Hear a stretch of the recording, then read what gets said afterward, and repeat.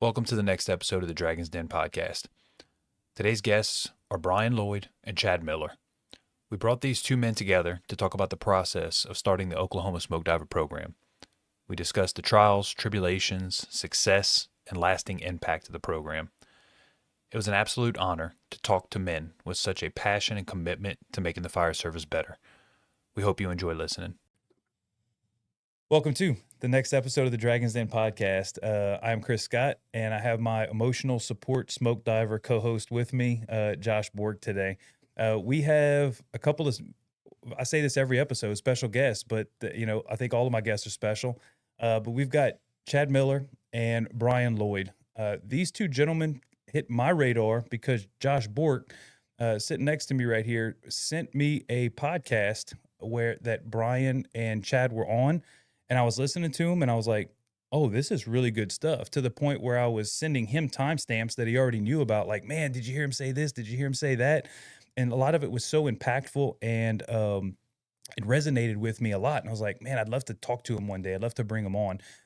So I probably messaged Bryan about a year ago. It has been a long time coming to be able to get them on. And finally, we were able to get it done. But the real reason that we have these guys on is these are the two gentlemen that started up the Oklahoma Smoke Diver program. Corley says this all the time. He is a big proponent of the doers versus the talkers. And these two gentlemen are the doers. They're not just talking about things. They are putting programs into place, and those are heavy and difficult lifts. And through that podcast, I heard some of the trials and tribulations that they had to go through, some of the struggles in the early days. And now y'all have moved down several years.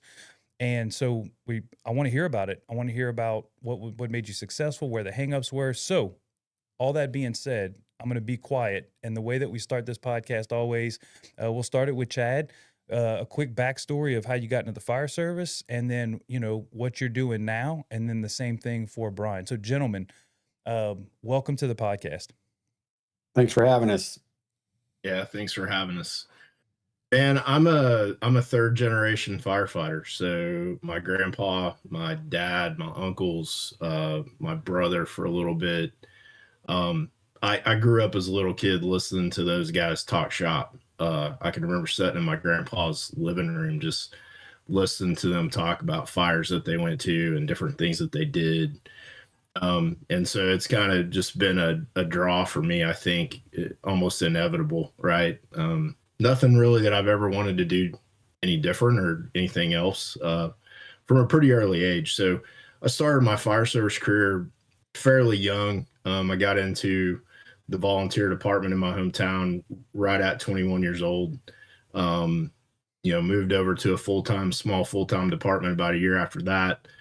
Moved to Tulsa in 2000 with Bryan. We were in the same class together and kind of spent our careers together. I hit 35 years total in the fire service last August. So, I've spent a pretty good amount of time there. So currently in Tulsa, we call them district chiefs. Some people might call them battalion chiefs. I'm a district chief in Tulsa. I work on the north side of town in District 4. And that's what I currently do. Excellent. Bryan, what you got? All right. Yeah, like we said earlier, thanks for having us on. It's always very humbling to me, especially, man, that anyone wants to hear what some redneck from Broken Arrow, Oklahoma has to say. And so I appreciate you guys having us on, man. And kind of unlike Chad, my background is totally different. Being a firefighter was never on my radar. Never even thought about it. I knew from probably age 11 or 12 that I wanted to be in the military. Kind of like Chad comes from a firefighter family. I come from a military family. So my dad, both my grandfathers served in the military. So like I had posters all over my walls and when I was from a young age. And so graduated from high school, went into the military. I did 2 enlistments and was coming up on my 3rd enlistment, and I was kind of at that point, like, man, if I do this a 3rd time, there's no point in getting out.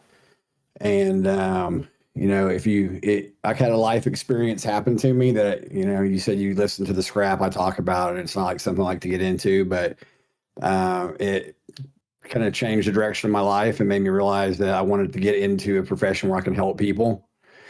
And so I was home on leave, and I went and took the test for the fire department, and I just flipped the coin, and I said, if I do well in this test, I'm going to become a fireman. If I don't, I'm going to sign up for a third enlistment, never look back. I remember I did okay. I got a 93 on the written test, thinking, oh, I'm in. So I get out of the military, and then I don't get hired. And so then I putted around for about a year. I didn't really have a plan B, worked in whatever job I could. Luckily, I got it my second time. Came on in 2000 with Chad. Right now, I became a chief in 2016. I spent a couple years, 4 years in the field, 5 years as the training chief. And then about 6 months ago, I came back out to the field. And the cool thing is, I'm in the same district that I started in 25 years ago, at the downtown district. The station I'm at houses the rescue task force. And so I was like, well, I always say I'm going to keep learning till I retire. So whenever I was texting back and forth with you about I'm in training, I'm in a 30-day rescue academy. I'm getting my rescue technician. So that's what I'm doing right now. I just hit the 2 week. I'm 2 weeks in, man. I've been rappelling all day. So that's what I'm doing. And yeah, I'm loving it, man. I was just talking to some of the young dudes in the class today. I was like, man, I still can't believe that I get to come do this and get paid for it, So it's happy to be here, man. Yeah, greatest job in the world for sure. Right. All right, so and if you want to listen to the script, I highly suggest that Chad and Bryan, y'all been on together other podcasts. I highly suggest you jump out and watch those. But also with your scrap was not that long ago.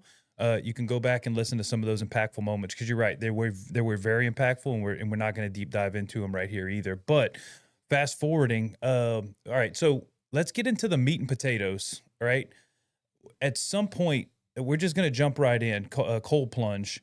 At some point, y'all decide that you want to start a smoke diver program in Oklahoma. Now, Bryan, we know that you had gone through Mississippi, and that's something that you and Josh share together. And I hope we're going to kind of talk a little bit about that later. But I don't know about you, Chad.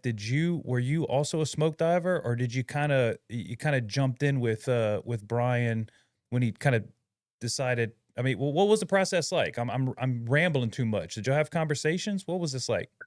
We tell this story all the time, and this is exactly the way it happened. So, I'd been in a 40-hour job for a while. I came back out into the field. I went to the training center. Bryan was the chief at the time. I was still a captain.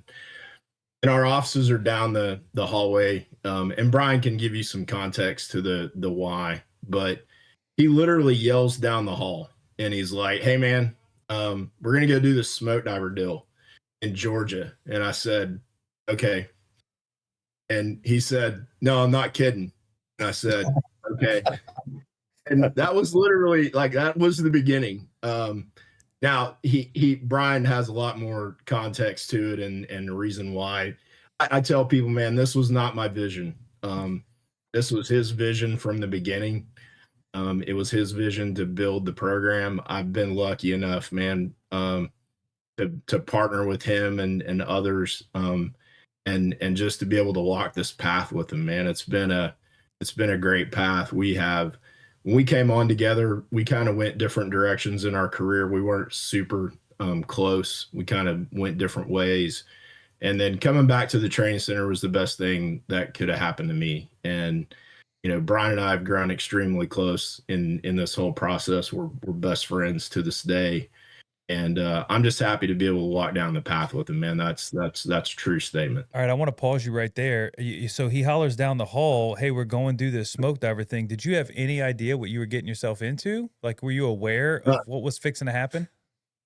None whatsoever. I knew Bryan had been to Mississippi.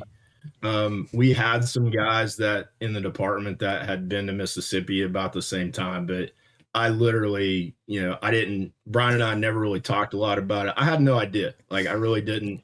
other than it. I knew if Bryan was doing it, it was going to be a challenge. Okay.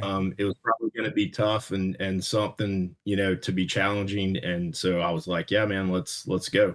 Okay, so yeah, you say he's your best friend right now, but I'm kind of thinking like, some guys would say that what you're fixing to get drug into, like that, some guys would drag their enemies into that because it's kind of rough. So were you in decent shape? Were you? I mean, obviously, Bryan coming from Mississippi, not coming from Mississippi, but having already gone through a smoke diver program, a very difficult one. I'm assuming he kept his physical fitness up and he enjoyed doing the hard things and adversity. But like, what was your regimen like up to that point, Chad? Were you also kind of on that same grind, on that same mission? Were you prepared kind of sort of for what you were going into? Man, I had been, I got into CrossFit pretty heavy about 2012. I was an instructor in a gym. In that gym that I was at, we had a group of us. There was probably about 10 of us that were doing competitions. So I was working out two times a day, teaching a class in the morning, hitting a workout, coming in the afternoons with the competition group. And so I was in good physical shape at that point in time. From that perspective, I wasn't in the shape that I needed to be in to complete the program, but I was in very good physical shape at that point in my life. All right. So Bryan, you tell him we're going to Georgia, but I know because I just listened to your scrap that you have more of a little bit of a backstory. Like you didn't just decide to go to Georgia. There were some conversations that happened that led you into Georgia. Yeah. So I went to I had to dig it up and see, but I went to Mississippi in 2003, and I never even heard of smoke diver. We had this special operations chief named Dennis Byer, and he was friends with this dude at Mississippi State Fire Academy. I think he was the head guy. His name was Butch something. I can't remember, but he was a real cool dude. But when I came on, I was at Station One, which was the headquarters. The station was next to the headquarters. So, as a rookie, I'm always down there cleaning the Chiefs cars, doing whatever, cleaning the station. They'd see me working out and stuff all the time. And the special ops chief one day, he calls me in the gym and he's like, "Hey, get up there and let me see. Can you do 7 pull-ups?" I'm like, "Come on, bro, really?" I was like, "Yeah, I can do 7 pull-ups." Had me do a couple other things, and he's like, "All right, I think you're good. You want to go do this smoke diver thing?" I literally didn't even know what he's talking about. I thought we were going to jump out of planes. I just come out of the army. I'm like, "Heck yeah, man, sign me up." So Oh he's shit. like, "Okay, go talk to these dudes." We had 3 or 4 guys on the department that had gone to it, and you know, they didn't really give me much, which I'm glad. Honestly, they gave me nothing. And I'm glad they didn't. They didn't say, here's what it can. They literally, because I'm still pretty new, only had 3 years on. They worked on different sides of the city. I didn't know them at all. So found these dudes, and they're just like, "Hey, man, just work out hard and be in shape." And the good thing is, I'd only been out of the military at the time, a little over, only a few years. So I was used to working out like that. I've been involved with martial arts my entire life. I was doing MMA. I was doing some fighting, and so I was in really good cardio shape. And so, but I didn't know what in smoke diver entailed. I just knew that I was probably going to be in my gear, and so I just did a bunch of stuff in gear. I was doing wrestling workouts, so I felt pretty good. And so anyway, get down to Mississippi, and it was it was kind of a shock.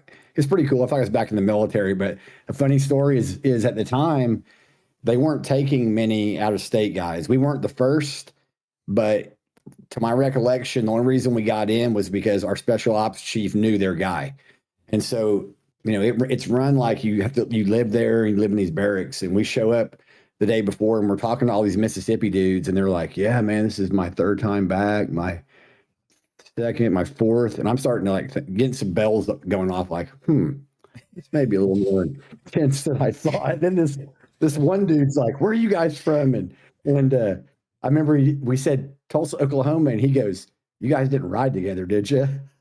I said, "Yeah, we did. Why?" And he goes, you both aren't going to make it. I said, oh man. Oh, So dang. anyway, we had really no idea what we were getting into. I was fortunate enough to make it, and I feel like I said, just coming out of the military was a big help. So anyway, made it. The course was phenomenal. I loved it. I stayed in touch with some of those dudes over the years, and when I got back, I was like, man, I think this kind of training is really important, because the one thing that it did, just like our program does, is I'd only been on a few years, but it put me in, man, if I remember right, it was 8 scenarios a day. And no one passes them all the first time. So you might end up doing 15, 20 different evolutions a day. And it's putting you in every kind of bad situation they can think of.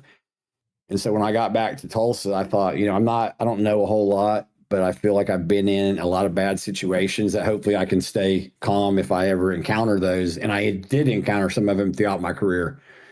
And I thought, man, I'd really like to get this to Tulsa.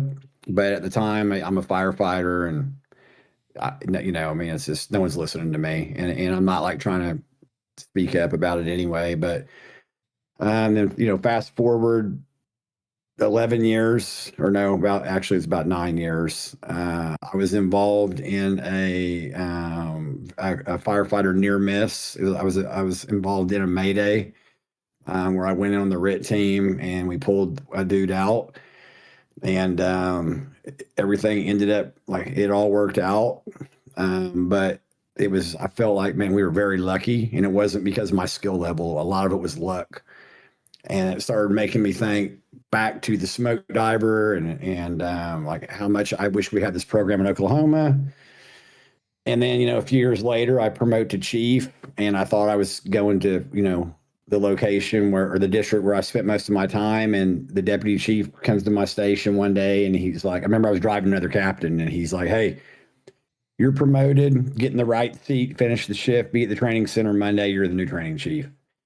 And so I got out there, I had some good dudes already that were already out there. Then I got a couple of my friends, got Chad out there, some other like solid dudes. And I'd been still in touch with some of the Mississippi guys. And I'd actually went back to Mississippi because I started thinking, man, I'm the training chief. Maybe I can get this thing going. So I actually went back to Mississippi, and Moss was one of my classmates, and was now like, I think he was one of the main dudes. And then, but at the same time, through the training chief position, I'd met this lady that works at Penwell, which Clarion, the fire engineer in Clarion was Penwell in Tulsa. And this lady's like, hey, man, you need to meet this guy, David Rhodes. He runs this smoke diver program in Georgia. And yeah, man, I met David, and I met Chief Rhodes and another dude that was with him. And I was telling him, like, hey, I was a Mississippi smoke diver. I want to start a program in Oklahoma.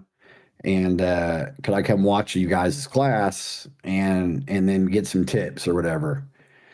And he's like, yeah, anyone can come. And he said, but if you want the buy-in, you got to do it. And I was like slapped across my face. I had zero intention of doing it, another one. But like most firemen, if you tell me I can't, I'm not going to, if you like challenge my, whatever, my masculinity, manhood, you know what I'm saying, man? Like, oh, Sure. I'm kind of joking, man. But you tell firemen you can't do something, or I don't think you're going to do it. What, they're going to die trying. But because I told him I wanted to come, and he's like, well, see you in the next class. And he kind of had a smirk on his face. And in my head, I was like, yeah, you will, bro. And so now let's clarify. You are 44 at this time, correct? Yeah, I was 44 and 6 months whenever I showed up. And Chad, how old is Chad? Now you drug Chad along with this thing. Chad, how old are you coming into this? Were you about the same age?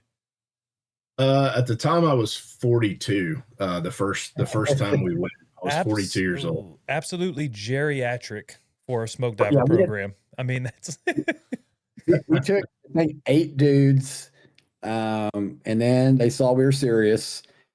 Then we brought back, I don't even know how many. Chad's been more times than me, but we were going back both classes for 4 or 5 years, and we were bringing back like 10, they once they saw we were serious, they're like, we'll give you guys 10 slots per class.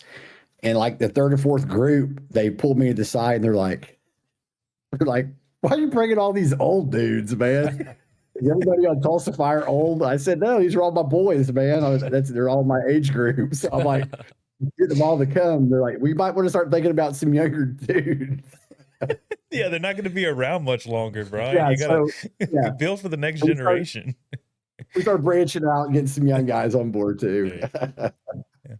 So And that's pretty much how we got here, man, to where we're at. Yeah. So all right, so let's back it up. Chad, yeah, so but Brian, you were successful on your first run. Y'all both went through, or y'all both attended the first wave. Is that correct? Mhm. And Brian, you Yes. were successful on your first one. Chad, you were not. Is that what I'm understanding? So Brian alluded to the fact that the first we went to Georgia in November of 2016. There were Brian and I, 6 other guys from Tulsa. He was the only one that made it through the class. 7 of us went home. Wow. Yeah, and he won't say that out loud, but man, we went home for various reasons. The 7 of us that left, we just didn't hold the standard. We didn't pass the test. We didn't meet the criteria. Not all of us went back. Me and another guy, Jason Smart, who technically is the third guy in the company. Like the 3 of us when we started the company and the 501c, he's the third name on the paper. But man, we went back, and like Brian said, we were different in that Brian said, "Hey, I want to go do this," and then me and him had a really good talk, and he's like, "I don't want to just go be a smoke diver. I want to build a program." And so when you think about it from that perspective, not only were we trying to find people that were willing to go and just do smoke diver as a program, but we were asking them to commit to not just to go and do it, but then to go back to class and learn, and then to stick with us on the journey to build a program. And that takes a whole new level of commitment from somebody that's just signing up to go to smoke diver class to be a smoke diver. So man, we started, amongst just within Tulsa. After that first group, we went on a road tour, man. We went to a lot of the departments around the city of Tulsa. We pitched the program, we pitched the vision, we pitched what we were trying to do. We got guys to join from some different departments. And so we weren't just going on this deal. We weren't just talking to guys and saying, "Hey, we want you to go complete this program." We were saying, "Hey, we want you to go complete this program, and then we're going to ask you to stay committed for 3 years, 4 years, 5 years to build this thing." And that core group they're still with us today.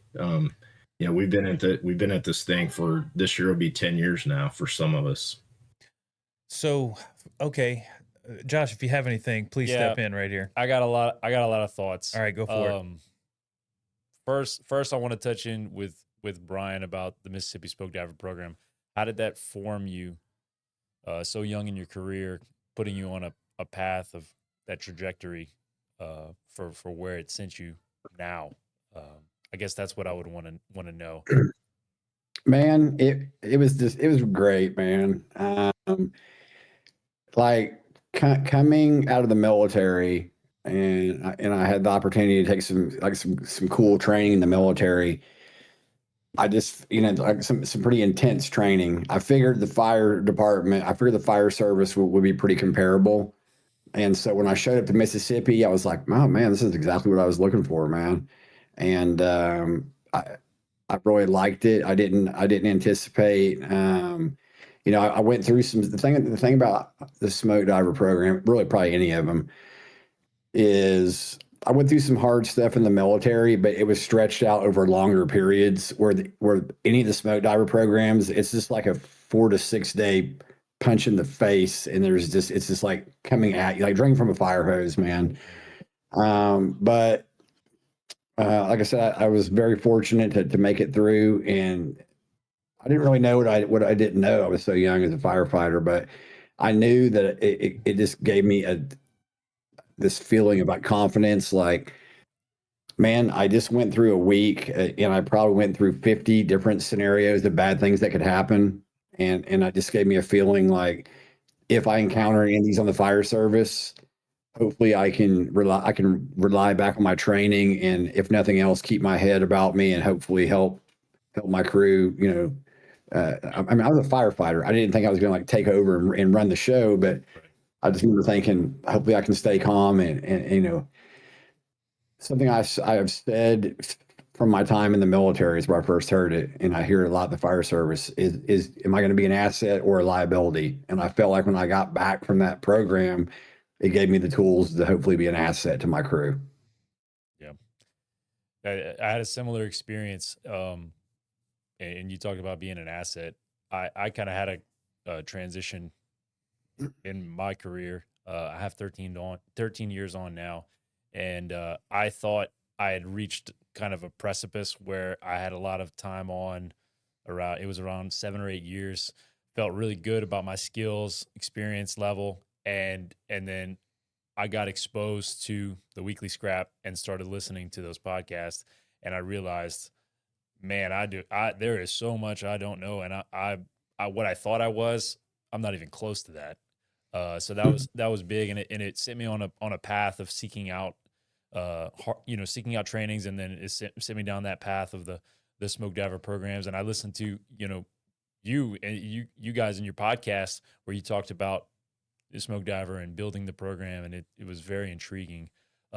Couple things. The one last thing I wanted to talk about when you talked about looking for guys that not only were going to pass the program, that's hard enough. Number two, that you were looking for guys that were willing to stick it out for the long haul to build something special. And we're kind of in that boat right now with what we've created. What's really what Chris has started with search program, fire department, where there was a big need for more updated search policies, updated search strategies, and with getting guys of that similar caliber that hold themselves to a high standard, but are willing to build something and build culture and build buy-in and show, our younger employees what it looks like to be good at the job and care about the job. So that's something, when you said it immediately made me think of that. So that was one thing, and y'all can talk about that when you're recruiting the guys that are going to hopefully bring the program. One of the things that we had long conversations with everybody that we recruited in to say, like, do you understand what we're really asking you to do? We're not asking you to come be a part of a cool thing and then you disappear. Right. Like we really said, like, you're not going to get paid for any of this stuff. You're not going to get any certificates, awards. Nobody's patting you on the back. It's like, do you understand what we're doing? Because we're committed to it. Are you committed to it? Did y'all have those similar conversations when y'all tried to pull people in? They were a little shorter. Go ahead, bro. Man, at first, when we first started, the conversations were like that. Even a bit like Chad said, we were hitting so many departments, and it's like, it's a big ask, and early on we had a lot of guys like, oh yeah, I'm in, man. And then a few of them are still here, but a lot of them, and nothing against them. I mean, everyone's got their stuff going on, their kids, their side jobs. But after the initial, some of the people here's what happened. By the end of it, Chad and I were like, look, bro, when we were talking to people, like, here's what we're doing. We need you for the long haul. If you're not down with that, don't bother coming to the class. Okay. We've since kind of changed our attitude. Like now that we've kind of got established, we still want guys to come and stick it out. But at the same time, we realize everyone's at different stages of their life. And we still 100% want guys that can come do the class and take it back to their department. I look at this program, and I said it before, like, and I was talking with Chief Rhodes about this years ago, but it's like a shotgun blast, man. We want to send it out across the whole fire service. So at this point, we still hope everyone comes back, but initially, yeah, we're like, look, if you're not willing to stick it out with us, man, we've only got 10 spots. We need dudes that will. So thanks for stopping by. Right. Yeah. You almost feel like, I don't want to say wasting time, but you have these hours long conversation with one individual, but you need to have that hour plus longer over and over. And it's like, hey, we're just going to cut through the nonsense. And this is what we need.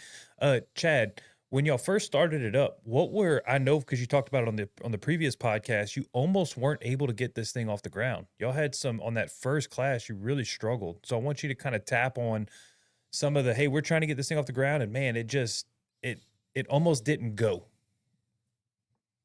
Man, Chief Rhodes, Brent Hollander, Russell Sykes, there's some main players in Georgia that really, when they realized that we were serious, when they saw the amount of people that we were bringing, and like Bryan said, man, you're talking about a 40 to 45 person class, and they were giving us 10 spots. Like, they were letting us vet our own dudes, and like, hey, if you tell me they're good, they're good. And so we were gobbling up 25% of their class right off the bat. But when they realized we were serious, they really set us down and gave us a good path. And they were like, hey, these are the things that you need to do. Our goal the whole time was like 30, if we could get 30 instructors, and there are already 11 guys in Oklahoma. They were all from one department. They were all from Edmond, Oklahoma. So the first 11 Oklahoma smoke divers are from there. And we're like, okay, we need to get to 30. And so, 2017, we're going to Georgia twice a year, once in February, once in November. Once a guy passes, we're taking them back. They're putting us in really good spots to learn, to teach in the curriculum. And I mean, you talk about it, it's a type 3 IMT ran program. And so you have to have operations and logistics and plans, and, we're putting people in all those spots. But at one point, Bryan and I we absolutely got frustrated, man. We were like, hey, in 2018, beginning of 19, we're like, hey, we're doing this. Like, and we just, and Rhodes and Hollander kept telling us, you're not ready yet. And the first class isn't the problem, because the first class, literally 70 Georgia instructors came to Oklahoma and helped us put the first class on. We had over 100 instructors on site the whole week. But the challenge is class number 2, when all those dudes are home and it's just you. And so, we kind of got frustrated. They set us down and had a really good talk. They convinced us to wait. I'm absolutely glad we did, because if we hadn't, we would have fell flat on our face. And so you roll into 2020. We had a very small, we had 25. We took every student that applied for our class, and we only had 25 people. And so it was like, and if you come and you pass the criteria for the qualification test, you were in the class. Like, we had some guys not pass the minimum, but if you passed the minimum, you made it in the class. And so you had, if you stopped in the training center that day to clean your gear, you might have got thrown into the tryout. That's how slim the pickings were, the initial class. But man, you got to think about everything that goes into a class. I mean, you got to have hotels, you got to have, logistics, you got to have food, you got to have equipment. And there were a lot of challenges, man. That we were lucky that the class 1, we did it in Tulsa. We had the support of the mayor at the time. We had the support of the fire chief. We had good support around us. And we were lucky, because it brought a lot of things to bear that we probably would have struggled had we been somewhere else. And then you just had the haters, man. You had all those people that just, they look at people that are doing something different than they're doing. They're challenging the norm, and they had a loud voice, and it took a lot to overcome it. It really did.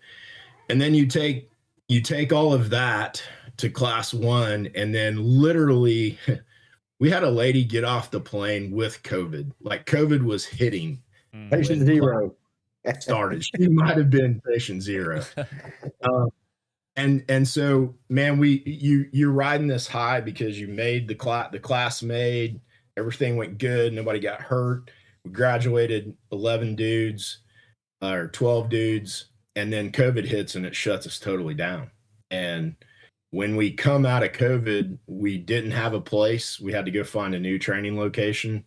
We had to start completely from scratch. So, new hotel contracts, new food vendors, now you got to go get equipment. We're in a place we've never been before.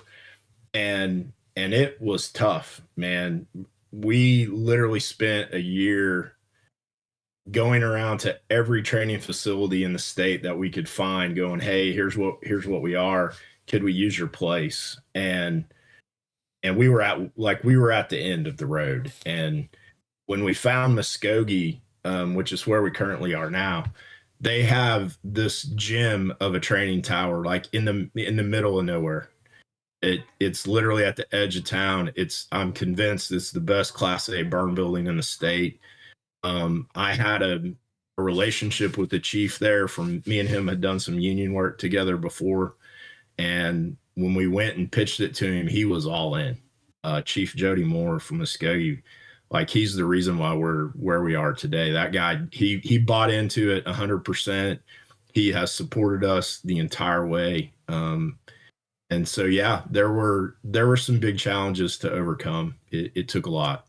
There was a monetary one on that podcast. Y'all said that y'all were struggling financially and y'all were ready to just put in your life savings, and y'all were like, we're making this thing go. Do you want to touch on that? Because when I heard that, I was like, oh, these dudes weren't playing around. Yeah. So kind of the unwritten rule. So for Class 1, Georgia shuts their program down. And they bring their whole cadre to help you. So literally 70 Georgia instructors come to Tulsa. And the deal we had is if they come, we paid for their hotels. So that is a bill that you don't ever get back. Like, it's just money that is you get it. It comes in. There's no return on it. So, like, the classes financially, once you get Class 1 pays for Class 2. So the goal was we needed $40,000 is what we needed. That was the goal we had financially set for ourselves. We met some very good donors up front. They gave us some money. We started raising what we thought was enough money. And then, man, probably 3 weeks before class, I literally called Bryan and I'm like, hey, bro, we're out of cash. And I'm fixing to dump my savings account into this thing, and you're probably going to have to do the same thing. And we had a city councilor that he was the head of a community foundation. We'd been talking to him. He believed in us too. And literally, like, the next week he called Bryan and he's like, I have a donor for you. And we still, to this day, we do not know who the family was that donated it, but wow.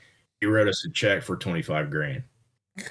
And holy cow. Yeah, he called me and he's like, hey, and I think I know who the donor is. And if they ever happen to see this, thank you. But he called me and he's like, how's it going with the class? And I'm like, man, not great. And he said, how much money do you need? And I was like afraid to tell him. I wanted to say like 3,000, but I said something like 26.2 or 25.2. And he's like, come get the check. And I about fell over. Like, to me, that's a lot of money. Like, in some circles that we don't run in, that's pocket change. But to me, that's a lot of money. And so we got that check, man, and everything came together. And so, yeah, but it was a very, very cool story. Yeah, that's that shocked me, because I was like, these guys, once again, doers, you guys are doing things versus talking. And not only were you willing to put in the mental and physical labor, but now when you start talking about putting up savings accounts to make this thing go that you're not going to see the return on, it's another level of commitment. It sounds like a big deal, but man, you guys, any firefighter, when you put the amount of work in, we weren't there. We had passed the point that we couldn't turn back. We'd put in too much work. You know, we weren't walking away from it. Sure. You guys would have done the same. You spent the amount of time. We were like, man, well, it's happening one way or another. And then luckily we didn't have to do that because I don't think I didn't have that much of my savings account. Chad might, and I would have had to go get a loan. Right. Taking out a loan and it's not a pool in your backyard, right? Yeah. It's like Yeah. it's this pet project that your wife was probably thinking like, do we really need a smoke diver program? Is it really that important? Oh, my wife, all joking aside, like she understands, and so does Chad's wife, how impactful it is. But whenever we first started it, and we were very, and I've told the story before, but you guys will enjoy it because you have a podcast. Chad and I were like, man, maybe we should start a podcast. Man, this stuff's pretty cool. And she said, oh, great. Another thing that takes up all your time that you don't get paid for. Great idea, man. And so that shot that idea down. But Yeah, we're 30. I told you earlier, I was like, I don't want to pay for StreamYard because it's like 60 or 70 bucks a month. I was like, until, I hear you, man. unless the Rockefellers want to sponsor this thing, like it doesn't make any money. So Well, we're here on we did Discord. get the sponsorship from Little Debbie. Little Debbie did give us millions $1 of million dollars. Yeah, that was a good thing. So I saw that you're always rap. You're always talking about the Christmas tree things or whatever. Christmas they are. cakes. Yeah, that's my go-to for Christmas. One of the things I wanted to ask you, Bryan or Chad, either one, is we know, I say we know, for the viewers that don't know, a lot of these smoke diver programs are isolated. Mississippi is its own thing. Tennessee is its own thing. Alabama its own thing. But there's a network of Georgia, and then the sister programs that fall off of it, which is Indiana, Colorado, Oklahoma. Am I missing one? Is that all of them for now? I think that's it, right? Okay, so go ahead. I'm not missing any, right? There's 04. No, Wisconsin, they're trying to get one going. I think Colorado's set to go off probably in 27. There's some guys from Wisconsin trying to build a program. They're still, That's right. They're kind of where we were right, in the beginning. Right now, they're still a ways away from being able to put their first one together. But the Oklahoma, Indiana, Georgia, and technically Colorado's formed, like we're the spinoffs of Georgia. Okay, so what I wanted to ask y'all is, not to get too much in the weeds, but just generically, how much leeway were y'all given from Georgia to the one that you want to create? Was it like, hey, the standards for, let's say, PT, or how you're going to organize the drills, were you given any leeway at all? Or was it like, no, these are the things that you can have, have the name, but you can become a sister program, but you cannot change these things, and then you can kind of play a little bit on those other areas? Or were there any guidelines for making a sister chapter of Georgia? Yeah, I mean, and Chad can tell you like his conversations with them, but man, they never sat us down and said you have to do this or you have to do that. I think their expectation was we were gonna follow their guidance, and like I had told you, on the side, I initially was going to model it off Mississippi's program, but what I liked about Georgia's, I liked them both. They both have great things to offer. But Mississippi's is, and you've had guys on here talk about it, you show up and you do the scenarios and you either are successful or you go home. There's no teaching. It's like do or die. And once I went through Georgia, what I liked about it is the first 3 days are teaching. And then the next 3 days, they take everything you've learned, and then you are expected to perform under pretty, pressure-filled situations. But what I liked about it was even if you're not successful, even if you're there for 1 day or 2 days, you are taking something back to your department that can help you. And that's what I really liked about it. As we were going along, Rhodes told us, like, hey, if there's things that you want to add later, if you want to take out this or you want to add this deal, the expectation is not that it looks the same in 10 years. You know, Georgia has changed things multiple times. They've added multiple things. We have added things. We've taken things out from the original and added other things. So the core stations are not going to change, and because they are going to be beneficial in 40 years, 30, 40 years. But the whole goal of it is that we are monitoring what's going on in the fire service. We're tracking line of duty deaths, we're tracking near misses. And if there's something that we think that will be beneficial to teach the next class, then we have complete autonomy to add that to our program. And I'll let Chad speak to kind of what his expectation when he spoke with him was, if you want. Yeah, sure. I want to interject right before Chad talks, but one of the things that Chad, the Georgia program, Chief Rhodes has spoke on this already, is that he says, if as you are going through these drill stations, if you have something that you think you've learned somewhere else that's better, they have a whole, and I don't know if y'all have it, and I guess Chad can kind of touch on it a little bit.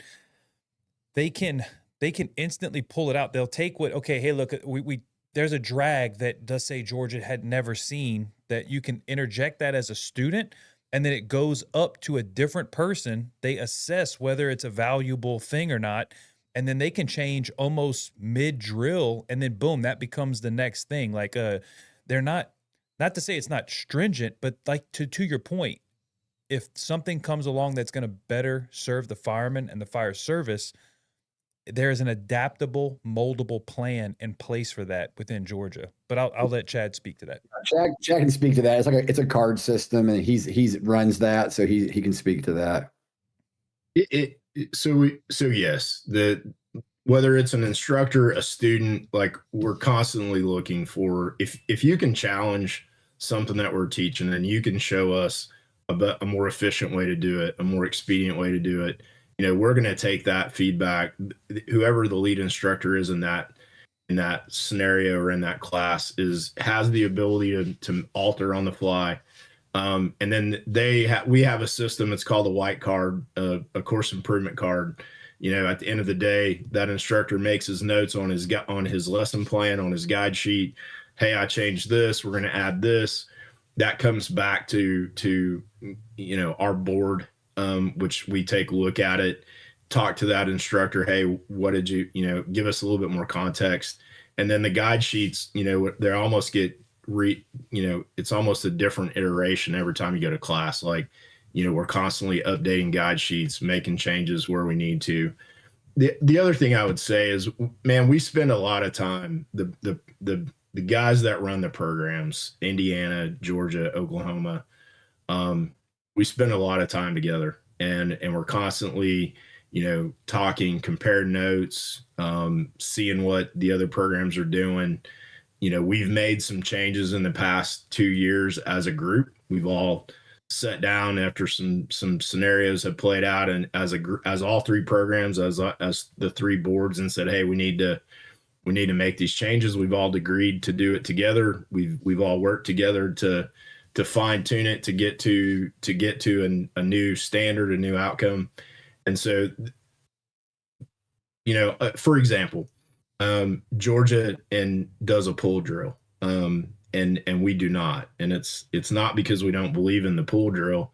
Right now, we don't have access to a pool, but a few years ago, we had some issues here in Oklahoma with vent enter search, window initiated search. So what we subbed in that place is a VES drill, and so we saw a situation that was happening in Oklahoma. We saw kind of a gap in training. We've offered that to our students, and man, we tell everybody, whether you come to class for one day, you go out on day 3, or you make it through the whole thing, nothing that we do is a secret.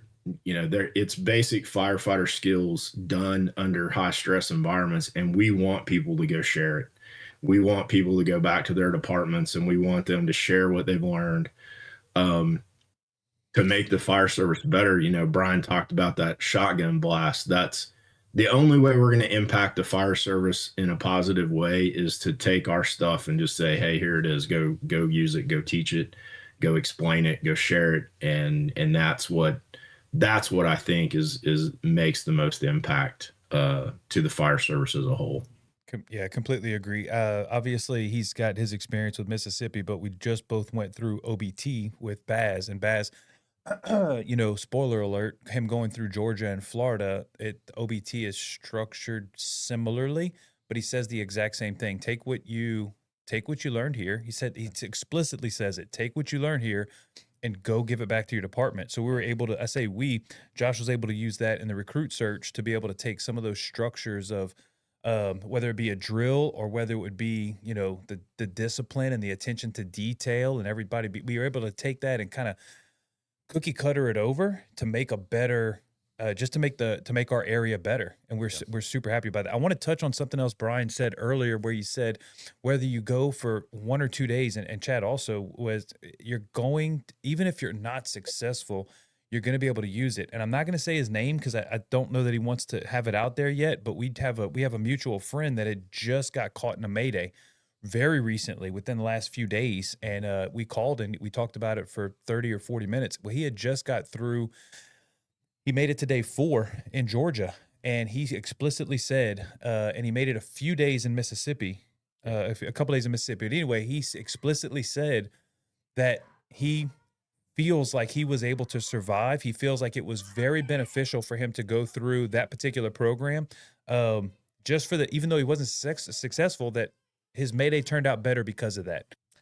So, Bryan, one thing that I've seen with any smoke diver program and people's experience with it is they have either a positive or a negative feeling towards it, whether they're successful or not. So they could be successful and they have that success have a positive or negative reaction, or they're unsuccessful and have a positive or negative reaction. So maybe you could talk to that. I'm sure you guys see that all the time. Yeah. One of the things, that's a great question. And I'm glad you guys brought that up. And, there's a lot of things that I am not great at. And, in one of my other podcasts, I said, if it had been up to me, the type 3 IMT paperwork would have been on the back of a Ritz cracker box with a Sharpie.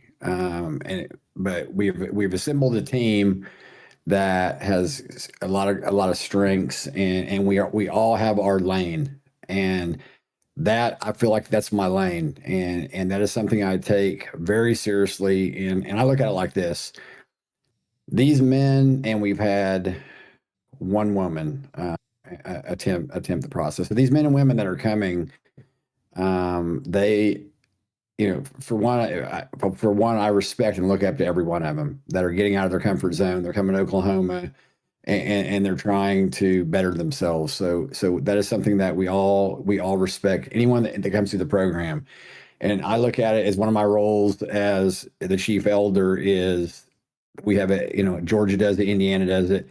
One of the things that we do with every candidate is whenever they are unsuccessful, we do an exit interview. And these aren't like, we're not just asking them some basic questions and patting them on the butt and sending them down the road. These have turned into 30-minute, a lot of emotion, very emotional conversations that I've had with dudes that are leaving. And I may be naive, but I hope that every person that leaves the Oklahoma program, whether they come back or not, I hope they leave with a good taste in their mouth, because we try our absolute best to treat everyone with the utmost level of respect. And, does everyone come back? No.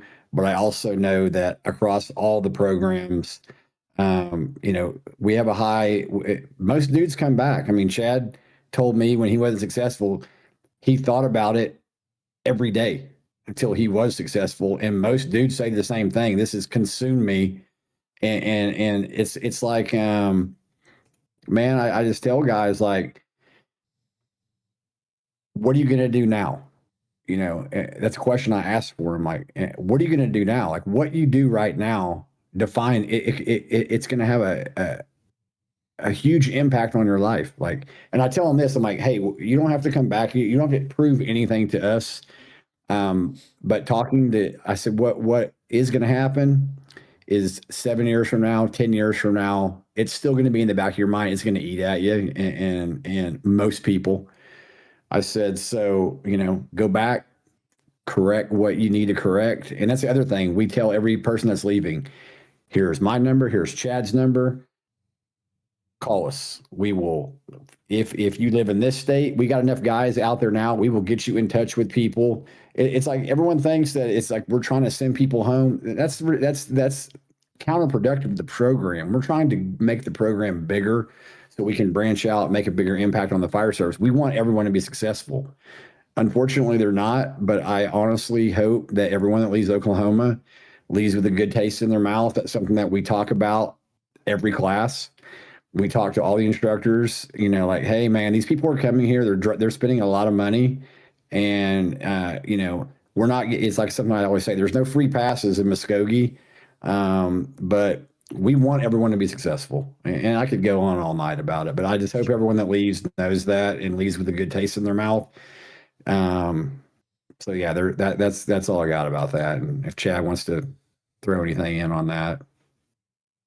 Man, I believe this 100%, and I've seen people go home in both places. I think people that come to the program they come looking for the right thing, right? They come to make themselves better. They come to challenge themselves. They're coming to be a better fireman, a better person. I think and if they spend any amount of time looking around and looking at the instructor cadre, looking at what goes into the program, I think those are the people, whether they succeed in class or they fail, I think those are the people that walk away from the program and no matter what they thought about us when they came, and those are just a bunch of egotistical guys, it's a good old boys club. I think the people that come with the looking for the right thing, they're going to see what they need to see, and they're going to walk away from there, and they're going to go, man, we respect you guys. That's the most well-run program. That's the best firefighter training, whether they stay for one day or the whole class. The people that come and it's about them and they're not on the journey, I don't care what you do to those people. They're going to have some excuse why they left. They're going to go back to their departments. And you mentioned this earlier, so this is a good segue to it. Man, we don't fail very much in life. I didn't, man. For 25 years in the fire service, I never really failed at anything. Like every training class I went to, I got a certificate. Everything I did, like I didn't fail. And failing, going home in November of 2016 was the best thing that could have happened to me. It taught me so much about myself personally. It taught me how to face adversity, how to overcome it, how to get up every day and just strive to be better. And like Bryan said, that failure ate a hole in me for a whole year until I went back and finished it. But I came for the right reasons. I came with the right mindset. I didn't go back home and say, man, I didn't, they treated me badly, or the standard's too high, or the standard's impossible to meet. I came back and said, man, I failed. I didn't do it. I didn't meet the standard.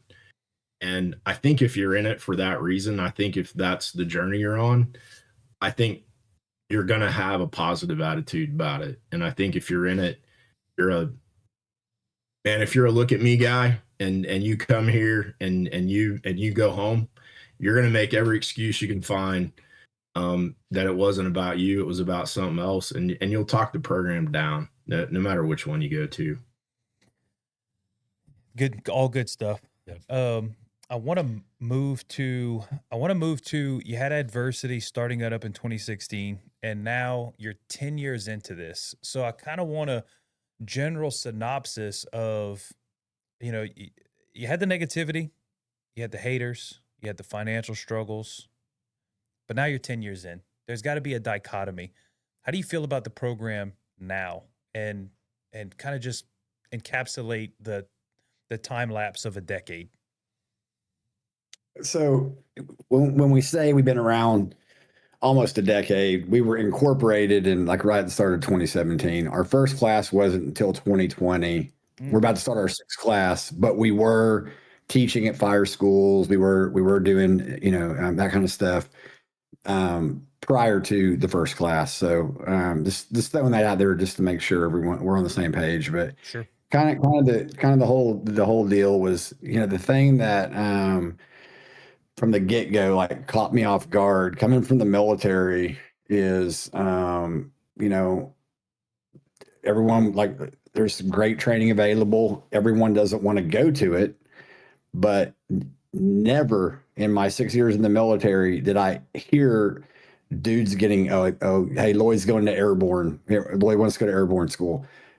Never did I hear guys clowning someone for that, or, oh, hey, Miller, you know, hey, Chris wants to go to air assault school. Oh, that guy's ADAP. He's a dumbass.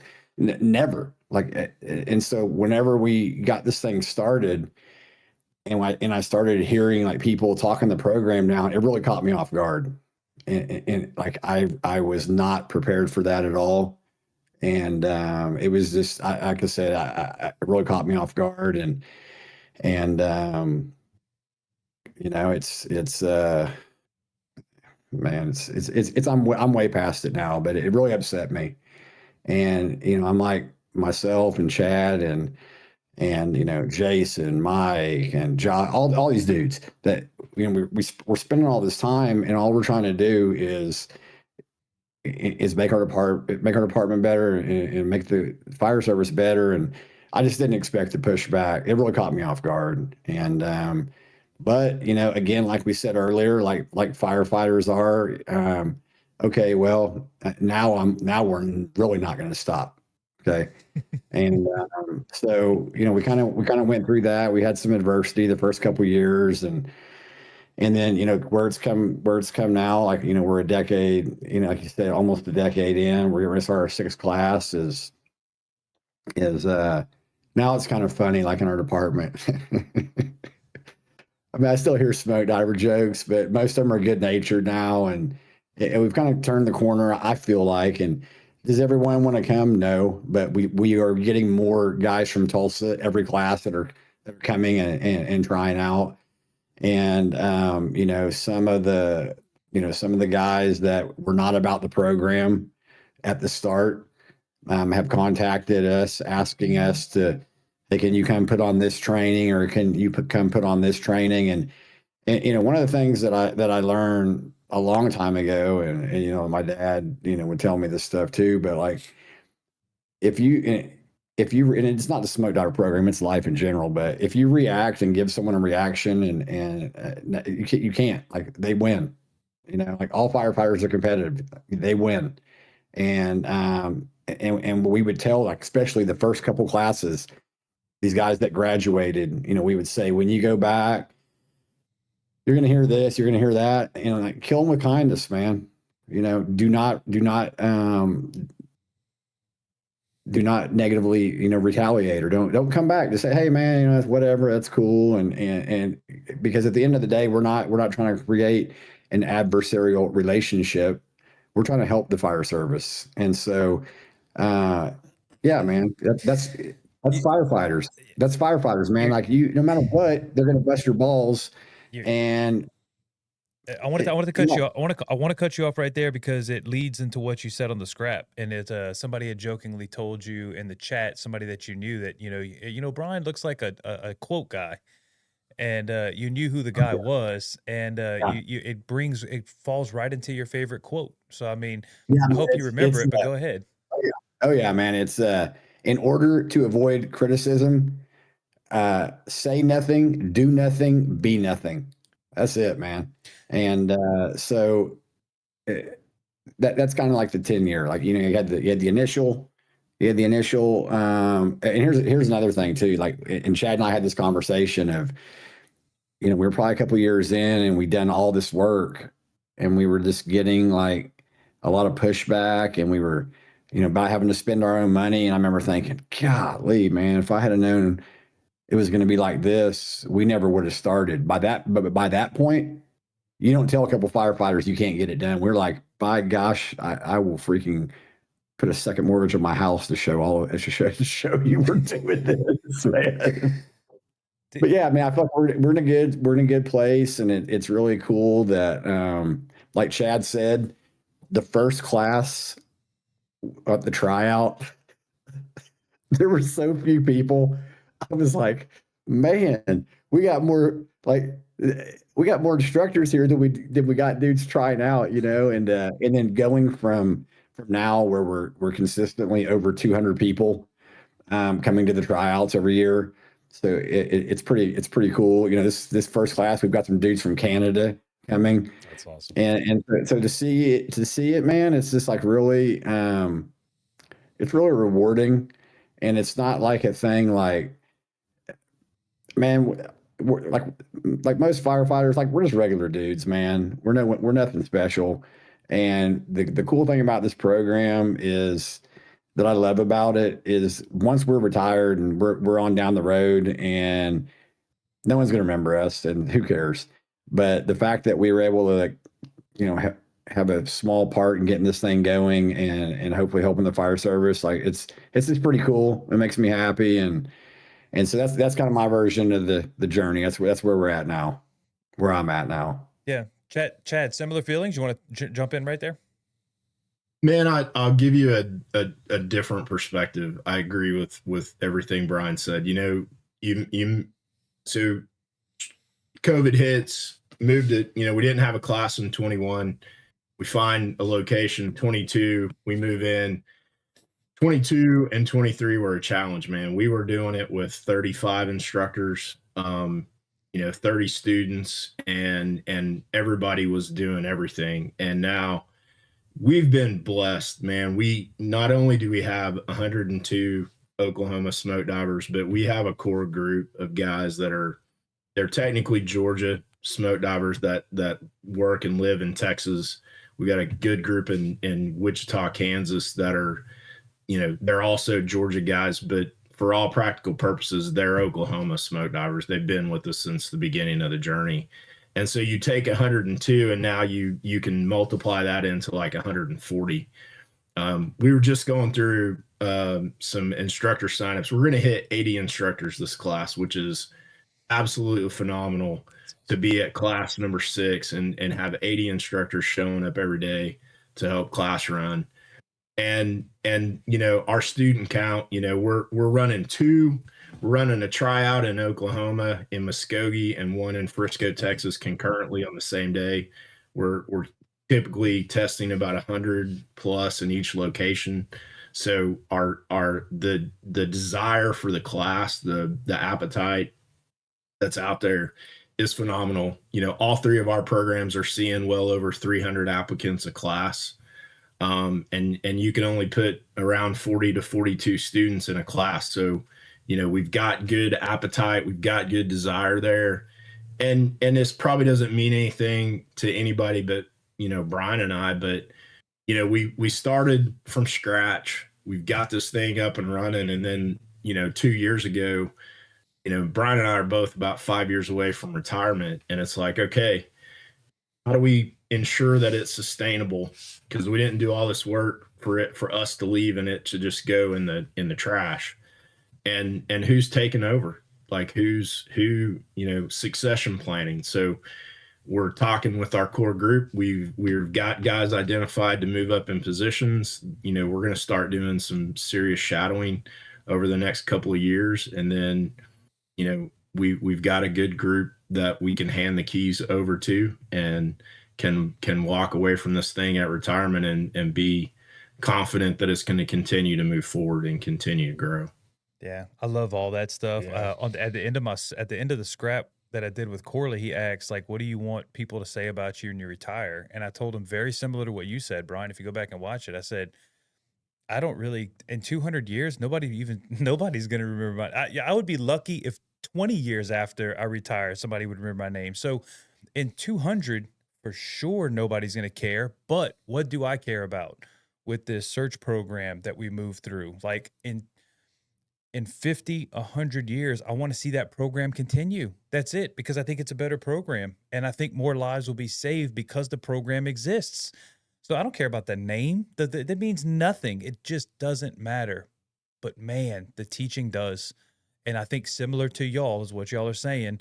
Y'all are creating better firemen over and over and again. And we want to see that thing live on because it's a meaningful program.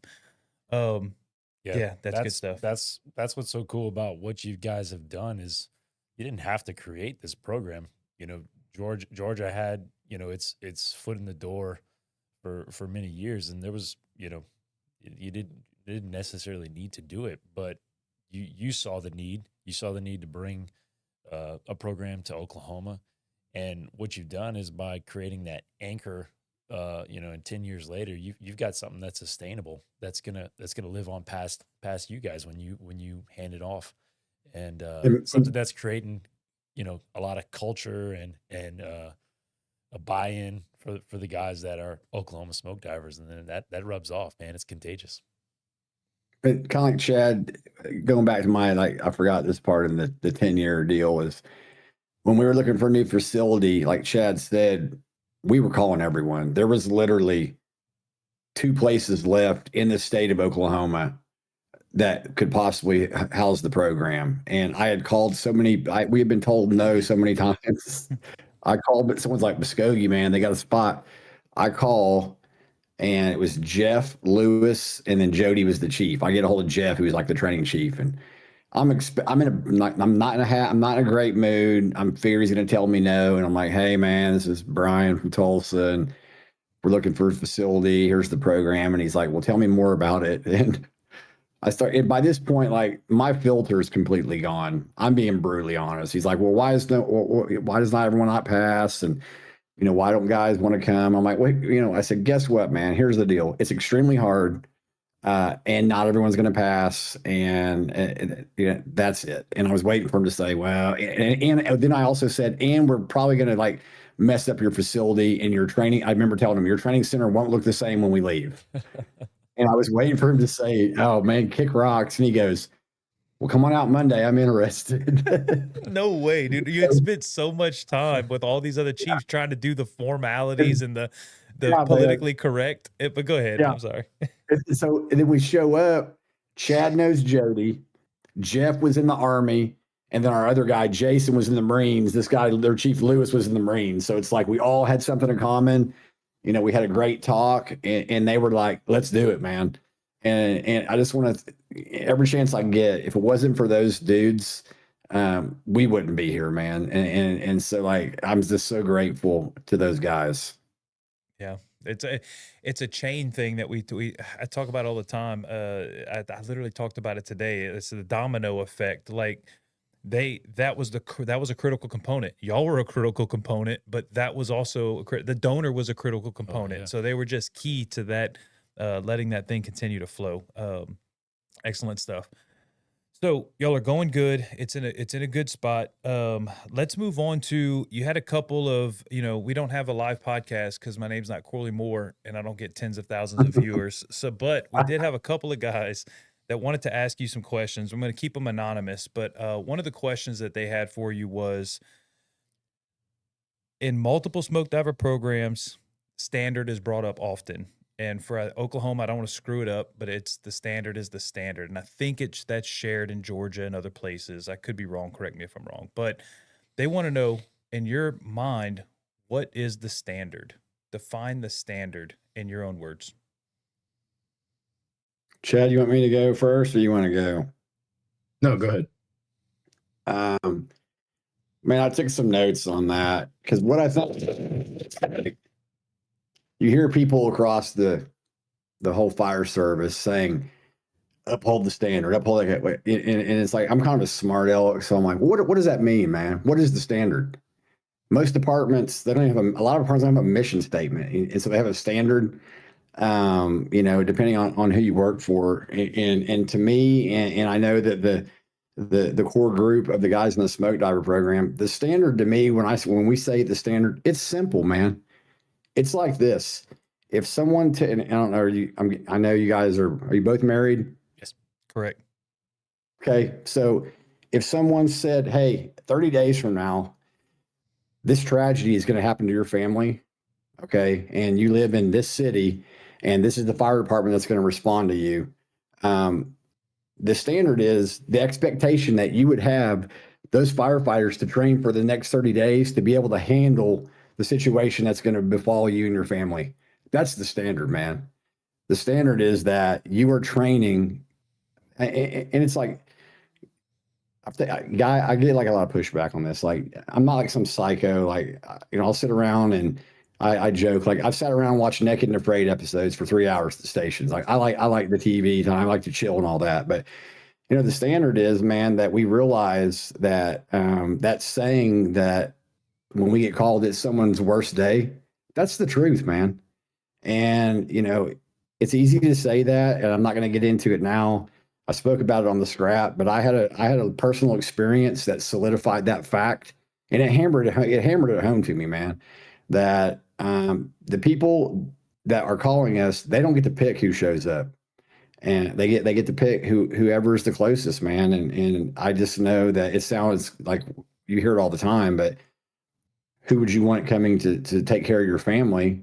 Um, they don't get to pick that. And man, the standard is you want to train to be the guy or the girl that people can count on, people can rely on. And man, that's extremely hard, man. I was having a conversation this week in the rescue academy, like firefighters have so many different modalities that we are expected to be proficient in. It's like you hear the saying, the Swiss Army knife. I mean, there's literally so many things that we have to be not great at, but proficient at. Man, you have to be training. You got to be, man. And so the standard is that, you know, when you raise your hand and say that you're going to do this, and you give an oath, and that, man, that you're going to honor that, because like I would tell the cadets, like, this is one of the few professions that when you don't honor that oath and you don't honor that commitment, man, it can severely alter the outcome of people's lives. And and so, like, I don't know, I hope that gets to the point. The standard is like, you want to be the person that people can count on, that when you show up, you're going to know what the heck's going on. And the standard is that whatever you got to do to be that person, that you're going to do it, man. And I'm going to step back off my bot. I'm stepping down off. Yeah, I get a little riled up on that, but like, yeah, I hope that conveys, how I feel about it, man. Yeah, let's Chad, you have a different take, or where are you coming at it from? Because this is tricky, right? Because when you talk about the standard of the Mississippi Smoke Diver program, their standard is just like with y'all's terminal objectives, there's a pass or fail. But that's not what they're asking. You're right. They're asking generally the standard. So Chad, do you have a different take? Man, I think when you look at our, the core components, and you talk about competency, you talk about commitment. If you've ever listened to David Rhodes talk for more than 5 minutes, somewhere in his conversation, he's talking about servant leadership. Like, those are the things that we want our people that come and graduate our program to have. I think it's hard to put it into a sentence, right? And everybody's got a different perspective, but I think at the end of the day, the standard is don't quit. And if you think about the number of people that come to our class and fail, they don't pass on the first try. More people don't pass our class on the first attempt. And that's, if you're that guy, the standard is come back and finish. Come back and finish the journey. Come back and finish what you started. Don't quit. Don't take failure as an answer. If you're the guy that comes to the class, or the girl that comes to the class, and you make it on the first attempt, guess what? Your journey's not over. You need to work every single day to make yourself better, to learn something new. And not just that, not just yourself, but now that standard is you go out and you make other people better with you. Be we talk a lot about the term force multiplier, but I don't care whether you pass the class or not. If you were with us till Tuesday or Wednesday, that person can still go back to their department. They can share their passion. They can share their desire to get better. They can share the skills that they learn while they're there. And that person can go back and they can change the culture of their department. That's the standard, man. That's the standard, is go back and make it better. Go back and just know that the journey doesn't end. Excellent. I'm going to pull up this. So I'm going to pull this question up from the other person that asked it, so I don't jumble up exactly what they said. The question is, what's their answer when someone asks what a smoke diver is? That's a great one. So like, Oh, wait. I want to stop you. I want you to go first, because I don't want Chad to steal your answer. So now we're going to have Chad. So we're going to let Chad go, and we'll put you on break. So Chad, go ahead, man. You give it first.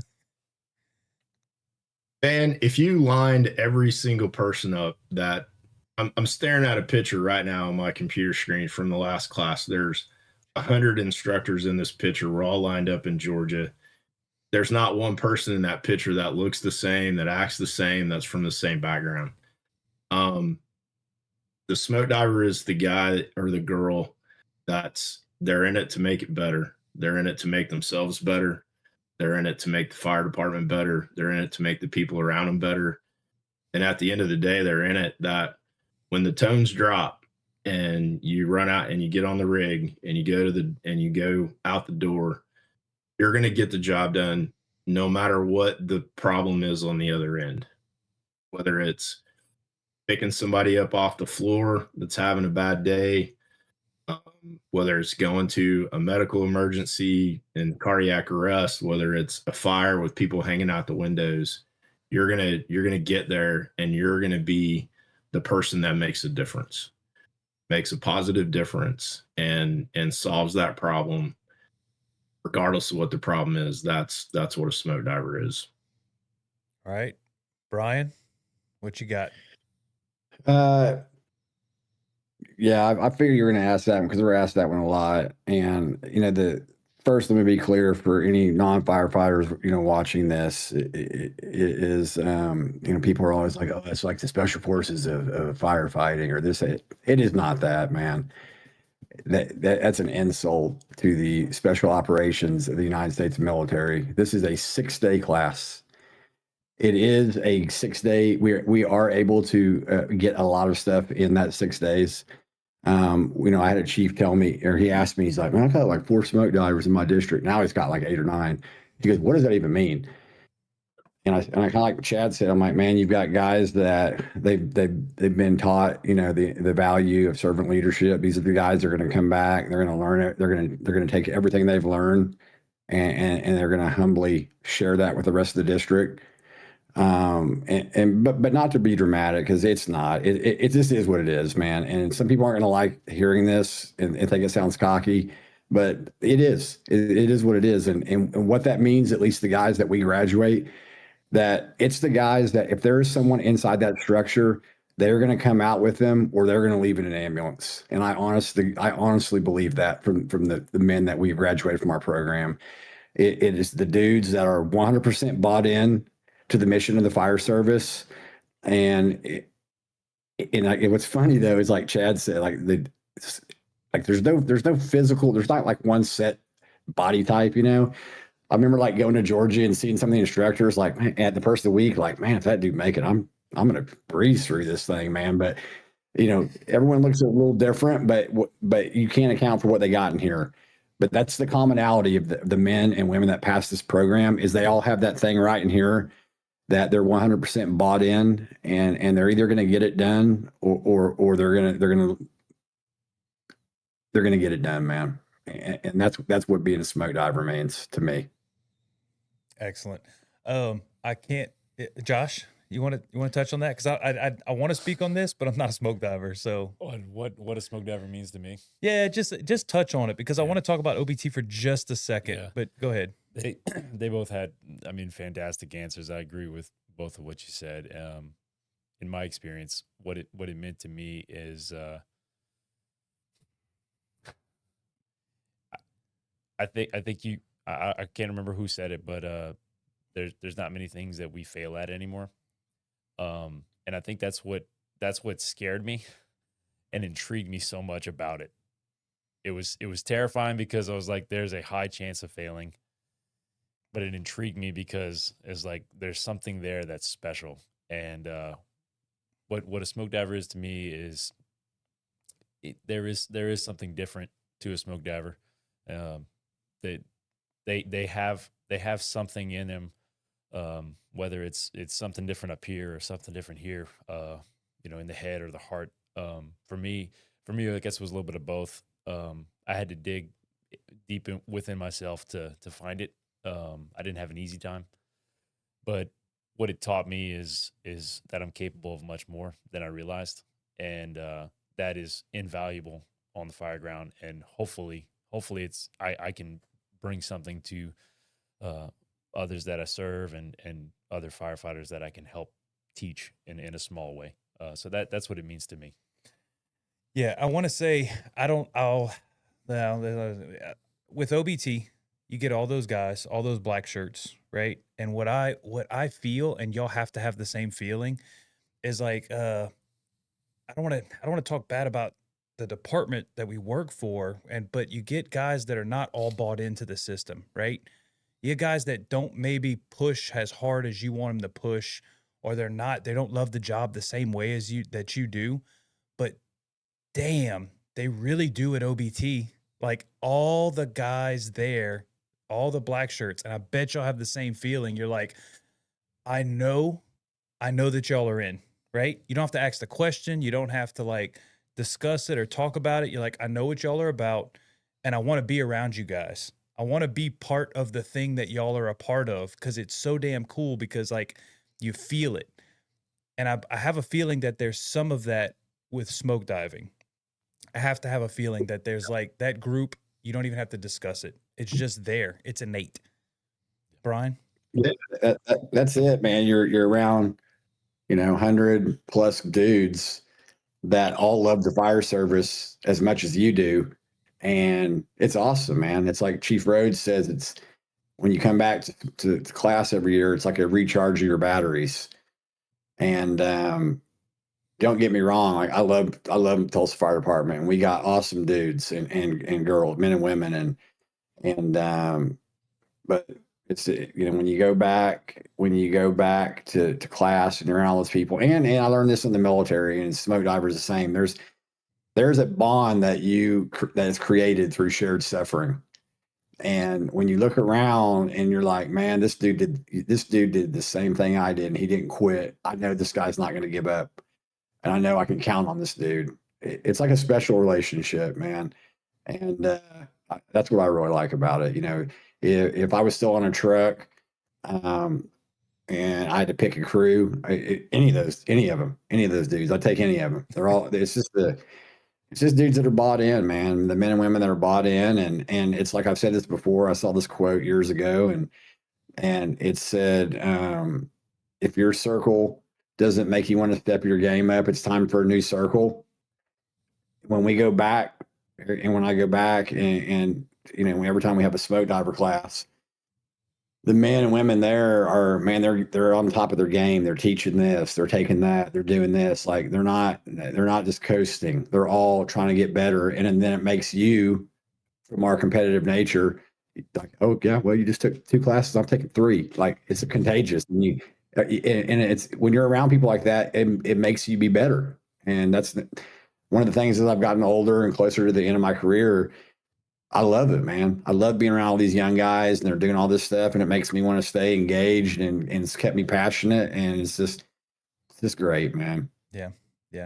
Chad, you got something? The other thing I would add to that is, and we tell people this, after after classes, they graduate and we have, a little ceremony at the end. And then we typically get our recent graduates together, pretty quickly after class and just sit down and talk. Man, I've gotten more I got a lot out of the class, and I got a lot out of, to Josh's point, I got a lot out of failure. It taught me a lot as a man and as a human. You learn way more and you get way more out of this program coming back as an instructor than you did as a student. As a student, you're putting your head down, you're putting in work, you're drinking literally from a fire hose. To be able to come back and not have that stress on you, and not just be around those people and that attitude, but to make friends, to, people are constantly learning things as you're teaching with guys. Hey, let me show you this, or we did that. You get way more out of the program coming back as an instructor, 10 times more, I think, than what you get as a student. So it's very few things that I've ever done in the fire department in my fire service career have given me what this program has given me, both as a student and then back as an instructor. That almost goes to, we're not going to deep dive down the rabbit hole too much on that, but it goes back to one of the previous questions, or not previous questions, one that we haven't asked yet, which is, what does you basically almost answered it. What does this program do that you probably, because I can't speak for every fire department across the nation, but what does this program do that your fire department likely cannot do, or likely cannot give you? Because they got some hard programs. Like if you have a lackadaisical, say, recruit program, or you don't have a good PT standard where you're at, maybe you're on the lower end of the discipline and that kind of thing. But maybe some fire departments are rocking it. Maybe some fire departments are absolutely crushing PT and self-discipline and mental toughness. So I can't speak for all of them. However, in your opinion, we'll touch it. What can smoke diving do for a person that may be interested? Because I guarantee some people are going to watch this about smoke diving. Should I go to Oklahoma? Should I not? What do you offer that a standard regular fire department cannot? Bryan will start. Well, the first thing we offer is the opportunity for you to not pass the class. Like Chad kind of said, it's kind of funny, but we've taken all these classes and for years, and you always get a certificate. So that's kind of like a joke when she's asked me, what can you guys offer? I said, well, we can offer the chance for you to pay this amount for your guy, and then him come home the next day. It's kind of like kind of joking, but man, what it offers is, I kind of liken it to it's pressure testing, man. That's it. And I believe, and I don't know, man, I'm older and coming up through the military. I was raised a certain way and I was trained a certain way, but one of the things that I feel like just as a firefighter, I want to know, am I the guy I say I am? Am I the guy that am I the firefighter that I think I am in my head? That I present this image that I'm this guy? Am I that guy? I don't know. How do I find that out? And is it just through the smoke diver program? Absolutely not. You can find that out by, going on calls, going in training, how you treat people, what are people going to say about Bryan, Lloyd, and Chad Miller? But, putting all that aside, you got to have some way to pressure test, man. And are there departments that are crushing it? And the academy, yeah, Tulsa's one of them, man. We jokingly call our academy, it's Smoke Diver Light. But there's all kinds of, there's man, you throw a rock, man. Like when I was looking at all the time was Stockton, man. Those guys look like there's a million departments that are crushing it, but you still have to stay within.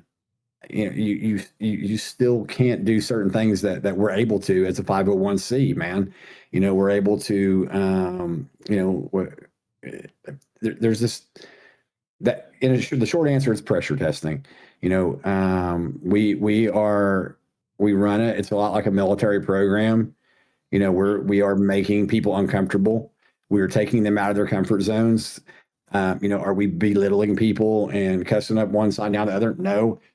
Like I told you, are we in their face, making them uncomfortable, rattling them, getting them off their game? 100% we are. And then we're throwing PT on top of that. And then we're throwing in stations all day long. And we are trying to wear you down the first couple of days. So by the next couple of days, when we put you in all these positions and giving you a chance to do all these evolutions, we're going to find out, are you that person that you say you are, man? And if you're not, that's okay. We are going to help you, hopefully. And if we're not the experts, man, we're not the be all end all. And it's like, the other thing about the smoke diver is it's like one of the most humble groups of people.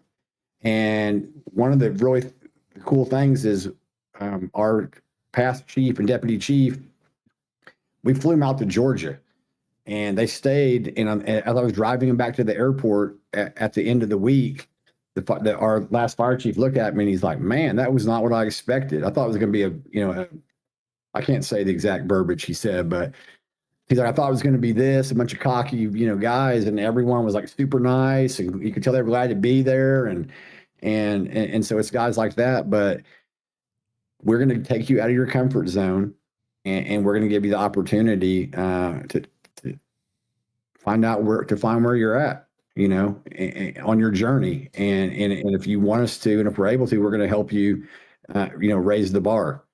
And when we say that, it might sound cocky because we're not the experts. I mean, I got almost 26 years on, and the instructor in my ropes class days got like 8 and has forgot more than I'll ever learn. So we are always still trying to learn, and we're not trying to come across like we're the experts, man. But short answer, we're going to take you out of your comfort zone, and we're going to give you the opportunity to find out where you're at in your firefighter journey. And if you are not successful, we're going to help you get there. Yeah. Final answer. Yeah, Chad, I'm gonna cut in just real quick before Chad answers, which is to say the humbleness. Yeah, if anybody's watching this and they think like, once again, if they have some weird perception that smoke divers are, I'm a Billy badass, and I as an outside guy who's not a smoke diver, I have only run across they're actually they might be more humble than anybody else. It's like they're extra humble. And it happens time and time again.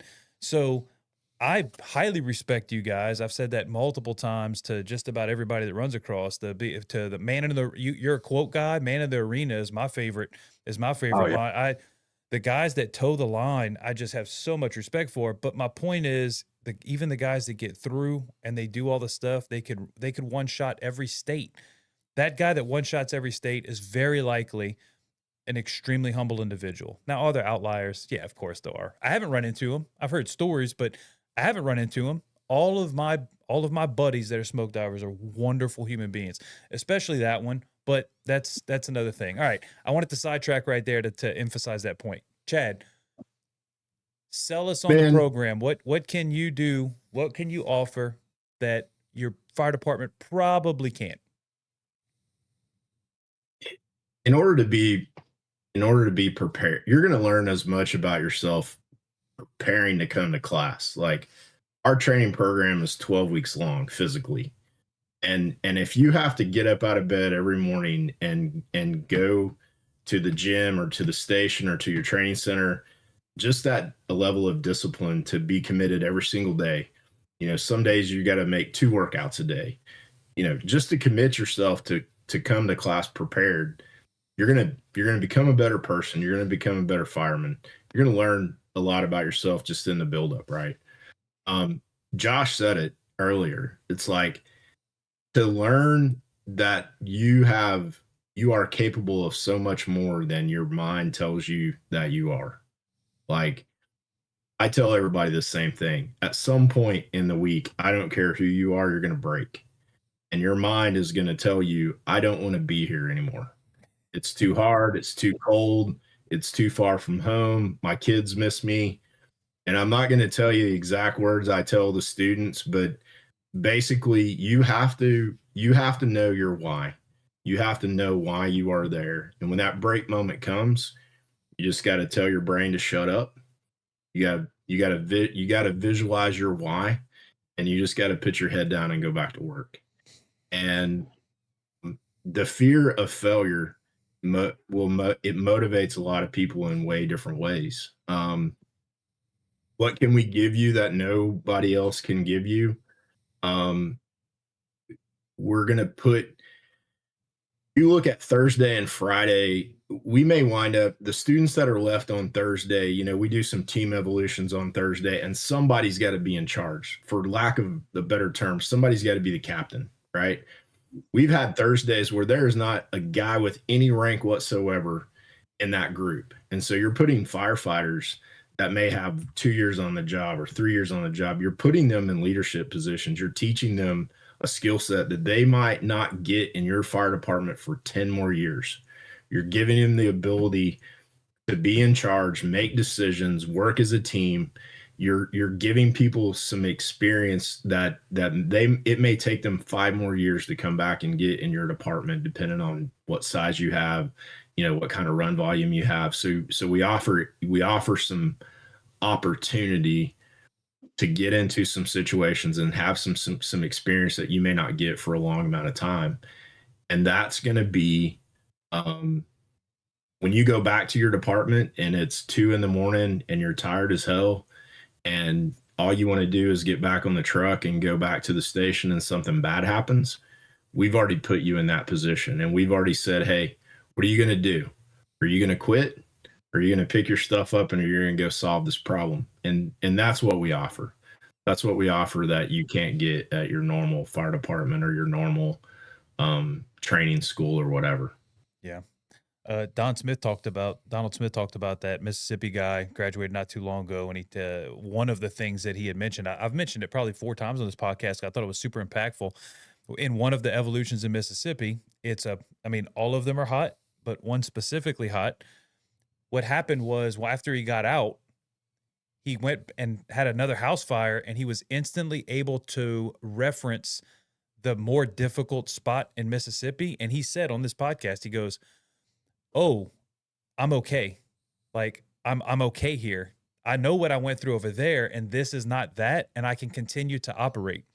So there might be a potential where your fire department has not pressure tested you, just like you said, Bryan, where you can pressure test, and now you've got something to reference back to when life gets difficult inside of whatever fire. You've got a reference point to go back and go, oh, I'm good. I'm good. I can continue to operate. And if you don't have that, you may hit that stopping point at an actual fire, and you may stop. You may be like, all right, I'm done. But going through your program, you know, there's more in the tank. There's more in the tank. The last question you asked, and it reminded me of, I'd been asked that before, but you know, what we have to offer, and you hit it perfectly, is like, when you leave, you are going to have a mental Rolodex of fireground scenarios that you've been through. And I alluded to it earlier in the podcast, but when I left Mississippi and got back to Tulsa in real life on fires, I remember thinking this exact thought, like, I've been here before, man. I'm going to be okay. And Chad alluded to, you did. And I just want to, you know, reiterate, that's a big part of what the course offers, is in a compressed amount of time, we're going to put you in so many scenarios, and especially, you know, men and women that are in a smaller department, maybe you only make a couple hundred runs a year. You know, it could take you 20 years to you might go into 1 fire a year, 2 fires a year. You know, you are going to get so much valuable feedback in that week at the smoke diver course that it's going to give you that mental Rolodex of, as you go through these hard situations, you're going to be like, man, this sucks. But like the guy in Mississippi said, I was way hotter there and I was fine, man. That's some invaluable stuff. And I just wanted to kind of reiterate on that. We've been at this a little while now. So we're going to wrap it up. I've already taken up too much of y'all's time, but I do like to end this podcast with asking 2 questions that I think that I really just like to hear the guests answer, because they're always a little bit different, and I like the insight.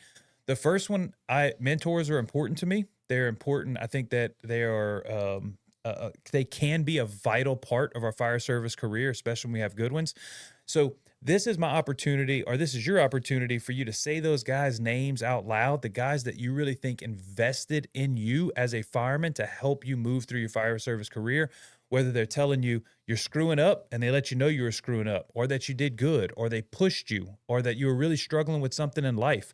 And that was your lifeline to say, hey, I'm whether it's a wife problem or a fire service problem, this is your opportunity. Chad, we'll start with you. Who you got on your mentor list that you think it deserves a little shout out?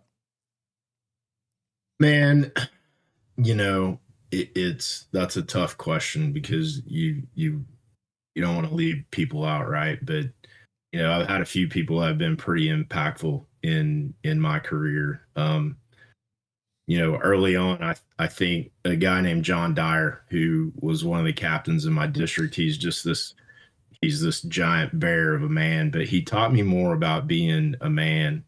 He taught me things in my personal life. He mentored me in my marriage. He mentored me in my spiritual relationship. He was always there to listen. He was always there to check on me.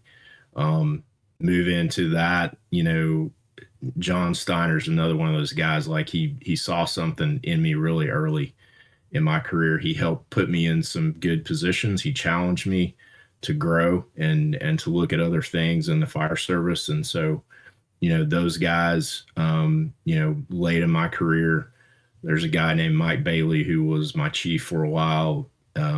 He really helped me kind of, as I got later in my career, he helped me see the benefit and challenged me to kind of move up in the ranks to start to make a difference in the fire department.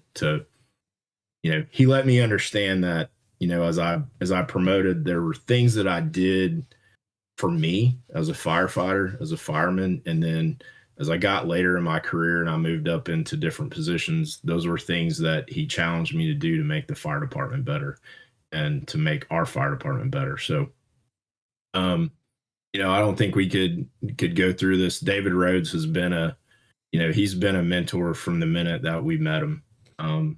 He's really been instrumental in me, in helping me. He's put me into some positions. He's challenged me to grow. He's constantly, challenging me. He's a great guy to just have, on your side, calling and checking up or challenge you if something, he hears something or does something.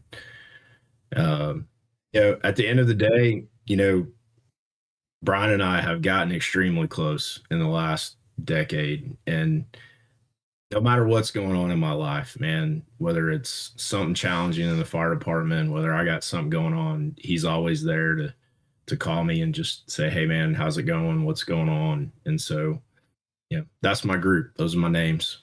Yeah, don't feel bad if anybody got left off. This happens every single episode. They say there's too many names to list. So if he didn't list your name, I bet he still loves you. But I do feel like it's very important for mentors to know that they're mentors and that they put, I think oftentimes, Chad, that so many guys will pour into you and they don't even, not that they may not know that they're a mentor, but I'm struggling for the words here. I think it's important to let those guys know how important they are, assuming that they listen to this episode, to let them know. And maybe if they're not going to listen to this episode, once again, 6 viewers, my mom is most of them, maybe call them up or text them and say, hey, I appreciate you being around there, if you haven't done that in a while. All right, Bryan, there's a reason, before you get started, there's a reason that Corley Moore calls it the Mount Rushmore, because he's trying to keep it to 4, because guys will go on forever. But I've already heard your 4. But I don't know if you want to mentor or mentors. Go ahead. Some of the same ones as Chad, but like I said on Corley, the first one was my first captain. He's still like, I'm not at the training center. I used to be the training chief. I'm back in the field, but one of the training officers was like, man, some old dude came by looking for you the other day. And it was my first captain, Tony Raines, man. And he was just the perfect guy. Like we're still friends, man. And he was great. And, same as Chad. Mike Bailey was, same here. Like, when I first became, he was talking to me about being a chief. And then when I first became a chief, he was like calling me down to fill in for him. I'm like, dude, why do you keep, like, I want to stay at my station. He's like, well, I'm just trying to get you ready for the next thing. And I'm like, I don't want to do the next thing, man. I'm happy where I'm at. But, having someone like believe in you, it's pretty powerful. And he was the same, like same stuff he did for Chad, he did for me. And again, like, of course, Rhodes has been, Rhodes is someone I can call. We both have a deep passion for 80s, 90s era WWF wrestling, and we send each other memes back and forth, mainly of Ric Flair, Hulk Hogan, Macho Man, Randy Savage. But like, I remember I was thinking about leaving the training center, and I called Rhodes. I'm like, man, I don't think I should leave. And he said, well, are you holding meetings just to hear yourself talk yet? And I go, no. And he goes, oh, you might still have some time left out there then. But he's the guy. Like Chad said, we're tight, man. Chad's one of my best friends, and another guy, this last one, and is one of my captains. My second captain, and my first captain, like, the station was moving, and it was moving to a slower part of town. My first station was Station 1, and when I was in the academy, everyone said, you don't want to go to Station 4 or Station 1. Well, Chad went to Station 4, and I went to Station 1. And when we were both like, what the heck? And then they give us that's where we only send the good guys. And I told the training officer, I'm like, bro, I was in the military. I know the game you're playing. Don't give me that crap, man. Yeah. But I ended up staying with that captain. I loved him, but the station closed, and they went to a slower part of town. And he's like, man, you need to go over here. So my second captain, Sean Randall, man, he's unfortunately, he passed away in a motorcycle wreck, but he was a big influence. And he was one of those dudes that he was a captain, but he was always studying. He was all like learning stuff. And so as a pretty young guy, I kind of saw, like, this is how it's supposed to be done, just because you got this much time on. He was still super engaged, and it really showed me it showed me what it's supposed to look like, man. And like you said, I could go on forever, dude. Yeah. And if guys are watching this, and there've been a bunch of like younger dudes, I've had some great drivers that have helped me, and I've had this. That's what's so great about this profession, dude. Like, most of the guys that we work with, they're phenomenal men and phenomenal women, and we could spend 3 more hours talking about how great, how great people are that are around us. But man, this job has been a blessing to my life. And it's like my wife said before, like, I need some friends that aren't firefighters. And I'm like, I'm good. I'm good. They're all, yeah. Why would you want to downgrade your friends? They're already like, why would I go get a soccer player friend? Like, no, firefighters are where it's at. All good stuff. All right. So the next question is, it's a retrospective, right? It's reflective. So we're going to start with Chad. This is, you're able to grab a rookie Chad right before he walks into his first station assignment. He's fixing to walk through the doors, and you grab a hold of that young man, grab him by the shoulders, you look him in the eyes. What's your advice to him? Man, I probably have an answer that's different than most people. Maybe we'll see. Bryan said it earlier, like, the fire service has so many different things. Like, there's so many different places to go and specialties to do and things like that. And I've been fortunate enough in my career to do some things that most people don't get to do. And that's what I would tell myself, is like, don't be scared to jump out and do something different. Don't be scared to step up and take the job that no one wants to take, or fill the position that no one wants to fill, because those have been the places in my career where I've learned the most, where I've grown the most, is just getting into those spots where, a lot of people didn't want to go, or, it really opened up a new skill set for me. It helped me grow both as a man and as a firefighter. And so just don't be afraid to jump out and try something new, do something nobody else wants to do. Excellent. It sounds like, man, I'd hate to say it, it sounds like you don't have much regret. Like you've done you did the things of the advice that you gave. I would love to be in that position because I'm filled with regret. I would slap young Chris because he made a lot of stupid decisions. No, I'm glad to hear that. I'm glad that you did that. You're like, hey, I don't want to say you did it right, but it seems like you're comfortable that you did it right. That's a good spot to be in. Yeah. I think I got put in some positions that I didn't really want to go into, but I think if I'd have had that outlook earlier in my career, there's no telling. I think there's other opportunities out there that presented themselves that I didn't walk through that door, or I didn't take that opportunity. It took me a long time to kind of find that and be comfortable with that. And I think if I would have taken those opportunities a little earlier, it would be interesting to see the difference, right? In today versus if you did it differently when you came through the first time. Sure. All right. Bryan, same thing. You grab the hold of young Bryan, you look him in the eyes. What are you telling him? Man, so kind of like Chad, I feel like I came in with kind of an advantage because I'd spent 6 years in the military, and I'd made not mistakes, but like I passed up some opportunities because I loved where I was at and I loved the guys I was with. And looking back, I had a great military experience, but I wish I had kind of got out and gone a couple different directions. And so when I got on the fire department, I was like, man, if something interests me, I'm doing it. And one of my buddies was joking. He called me asking some advice. He's like, well, I figure I'm going to ask you. You've been everywhere. You've tried it all, man. But I wouldn't have if I hadn't have had that experience in the military. But I would tell him, kind of like Chad said, like, don't be afraid to get out, step out of your comfort zone.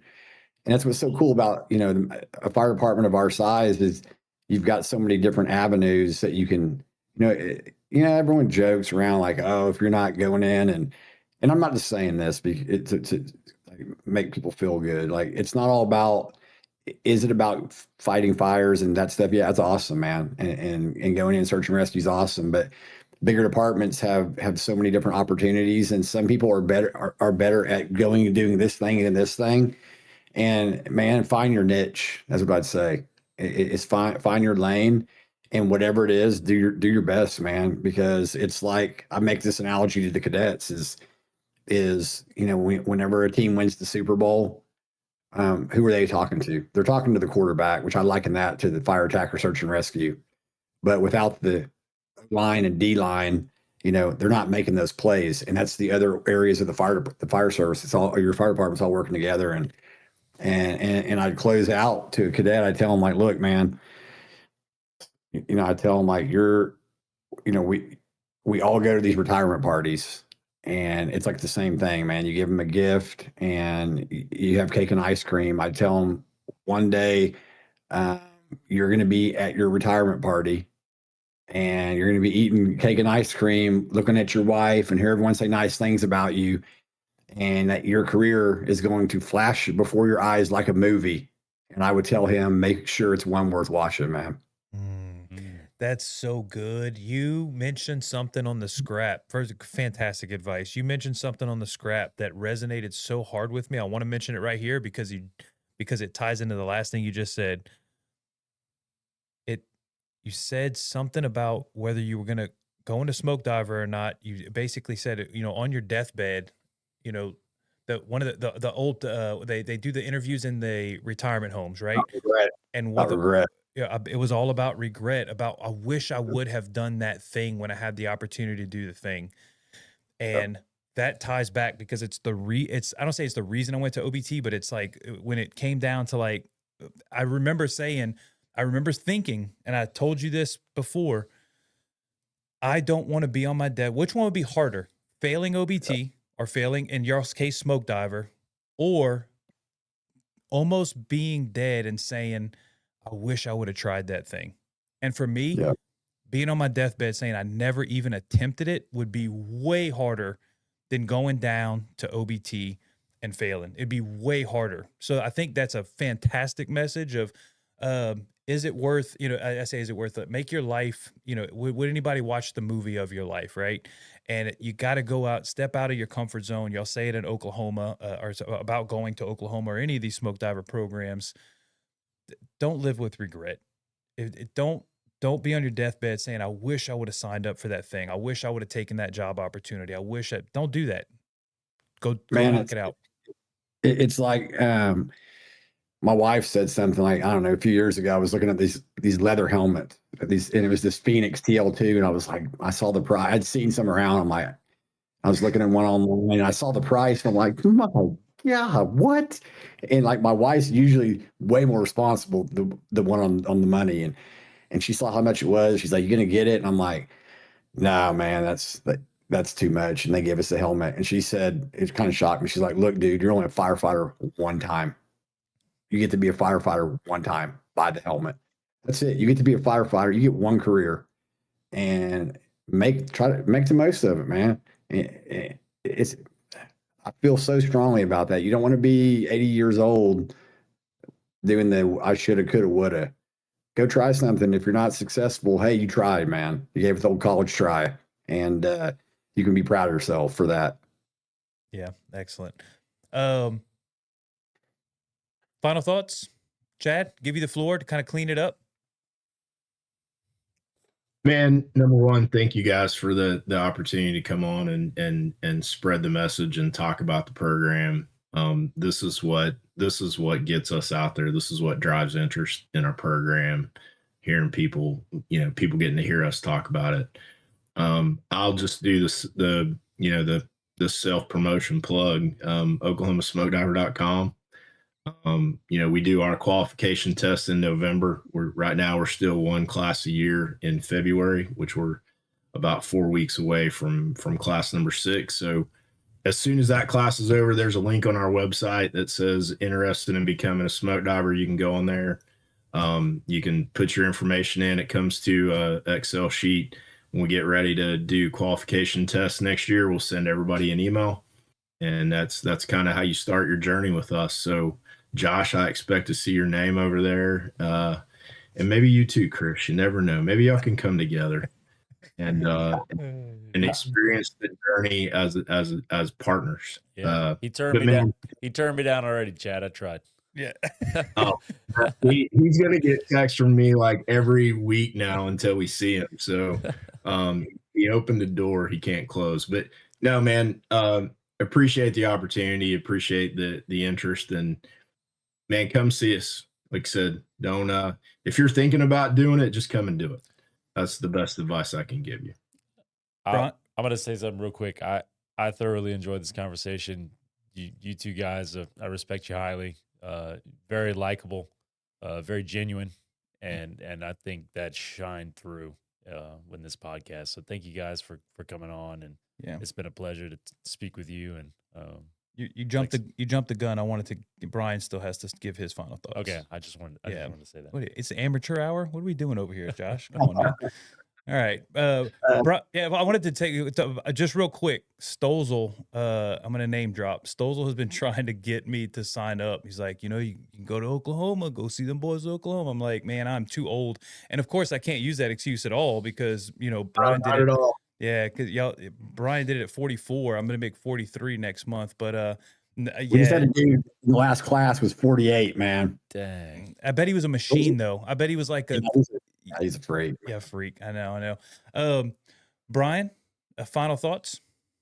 Man, just like Chad said, thanks for having us on. And I think it's cool what you're doing with the podcast. I know it's a ton of work. I actually just listened to the one with Chief Riley. It's pretty cool. I didn't know he'd done so much. I mean, I knew he was like a pipe hitter, but it's pretty cool life story, man. And so I think you're doing great stuff. And I could literally talk about this program and how much it's changed my life and the relationships that we've made in Georgia and Indiana, and then that have opened up. Rhodes and I talked about, like, some guys have the EFO program and they always talk about the contacts you make and the networking. Well, we got the smoke diver program, and we've met so many cool people. But if you're thinking about it, like Chad said, don't overthink it, man. just pull the trigger. And I can say that I've got to do some pretty cool stuff in my life. But the day I graduated Georgia smoke diver, it was one of the proudest days of my life, man. The feeling I got, the feeling I wish, like, if you could bottle that feeling and sell it, you'd be a rich person. And it is worth every bit of, like, every long day, everything that you go through to get it. It is worth every bit of it. And then the unexpected part, like we've talked about, this whole thing is the friends I've made through that program, and just has made me a better person. It's like enriched my life. And I'm just so fortunate, and I feel so blessed that I was able to become a part of this organization. And so yeah, man, if that sounds like something that you want to be a part of, come on out. And if you are not successful, we are going to do everything in our power to help you be successful the next time around. Like I said before, like, our goal is to grow this program, and we want to get as many people involved. But like I said, man, you got to again, back to holding the standard, and you got to do the work. But that's it, man. It's a great program, and great people. And Chris, like you said, we got a 48-year-old. You're only 43, man. Next year, you be 44. You guys can come. We might give you like a combo deal, like a discount on the price, package deal, man. All right, we'll talk about it offline. The answer is going to be no, but we'll talk about it offline. Yeah, thank you for having us on, man. 'Cause like Chad said, it helps get the message out there, and gets new people interested. So it's very humbling when someone asks you to come on. Like, we're just a couple dudes from Oklahoma. And like I've heard like Chief Riley say the same thing. Like, the thought of people want to hear anything we have to say, it's just very humbling. And thank you for having us on, sincerely, man.